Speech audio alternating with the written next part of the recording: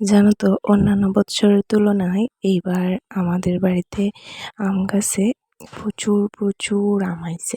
মানে একদম লিচুর জমটা যেরকম হয়, থোক থোক জমটা একদম এরকম একটা জমটার মধ্যে প্রচুর আম। তো কি হয়েছে জানো তো, কয়েকদিন আগে হঠাৎ করে মানে ভোর ৩টার সময় একটা আমের ঢাল বাইঙ্গা আমার রান্নাঘরের চালে পড়ছে। মানে এতটা আমের ভোর, প্রচুর প্রচুর আম আসছিল ডালটার মধ্যে। তো আমের ভরে আমের ডালটা বাইঙ্গা পড়ে গেছিলো।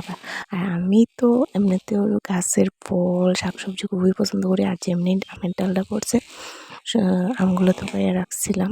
আর যেহেতু কয়েকদিন রাখছিলাম জমাইয়া, অনেকগুলো আমই নষ্ট হয়ে গেছিলো কি। আর যে আমগুলো ভালো আসলো ওইগুলোরে কাইটটা দেখো আমি এখানে হলুদ, লবণ আর লঙ্কা গুঁড়া দিয়ে সেরা মাখাইয়া দেখো রৌদ্রে দিয়া দিছি। তো দেখো কত সুন্দর লাগতেছে, দেখেও একদম খাওয়ার ইচ্ছে হইতেছিল। তো অনেকগুলো হয়েছে। তো এবার আমি এগুলো ভালো করে প্রতিদিন ভালো করে রৌদ্র দিয়া তারপরে শুকাইয়া রাখবো। তারপর আচার বানাইয়া খাওয়া যাবে, ডাল খাওয়া যাবে, অনেক কিছু খাওয়া যাবে। তো বন্ধুরা দেখো, আম কিন্তু সবারই পছন্দের হয়, আর আমার তো খুবই পছন্দের। তো দেখো কত সুন্দর লাগতেছে দেখতে, আমি ফটো তুলে রাখলাম। দেখো, তো চলো ভিডিওটা এন্ড করি। কার কার আম ভালো লাগে অবশ্যই কমেন্টে জানাই। টাটা।